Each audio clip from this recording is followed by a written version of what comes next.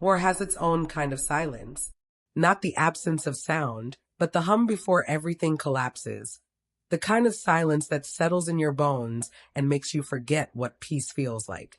I was knee-deep in that silence, half a world away in Somalia, leading a mission to extract a hostage. For years, this was my purpose. I saved lives in chaos, trusted men with my own, and learned to make decisions that split seconds from death. But nothing could prepare me for the chaos waiting at home. While I was negotiating with militants in a desert compound, my phone back at base was filling with messages from my sister. She didn't know where I was, only that I hadn't answered in 3 days. Her last message said, "Call me the second you land. It's about your son." My stomach tightened when I read it hours later.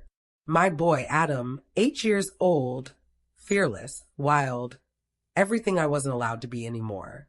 After his mother remarried, I told myself he was safe, that despite my ex-wife's cold detachment, her new husband, Mark, would at least be decent, reliable. I was wrong.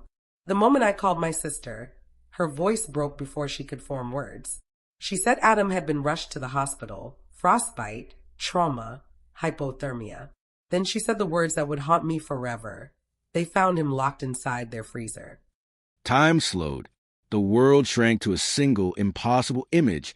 Adam trapped in that icy prison, screaming, fighting for air, while I was thousands of miles away, bargaining for someone else's life. Every lesson I had learned in Somalia, patience, strategy, control, crumbled. I wanted to teleport, to rip through distance and reach him before the cold did. But I couldn't. My hands shook as I booked the earliest flight home. Flight after flight, I ran scenarios in my head. Confront Mark? Call the authorities? Pull Adam from that nightmare myself? Rage and guilt collided. I had trained to face death, to make decisions that determined who lived or died. Yet here in my own life, I had been powerless, while the one life that mattered most hung by a thread. Landing felt like betrayal. The air smelled like home but carried no comfort.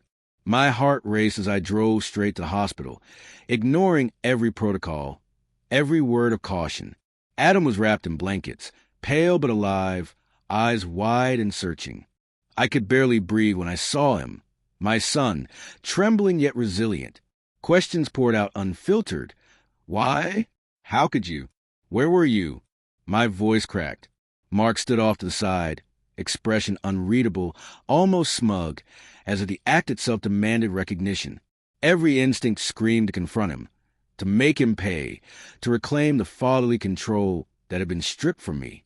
But I realized that fury, raw and immediate, could destroy the fragile sense of safety Adam still had.